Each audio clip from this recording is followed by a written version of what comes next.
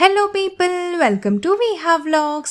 నిన్న మా అత్తయ్య మామయ్య వాళ్ళ వెడ్డింగ్ యానివర్సరీ. మా అత్తయ్య వాళ్ళ గురించి మీకు ఒక విషయం చెప్పాలి. వాళ్ళు ఎప్పుడు హార్డ్ వర్క్ చేస్తూనే ఉంటారు అండ్ యానివర్సరీ సెలబ్రేట్ చేసుకోరు, అసలు ఆ డేట్ని కూడా గుర్తుపెట్టుకోరు.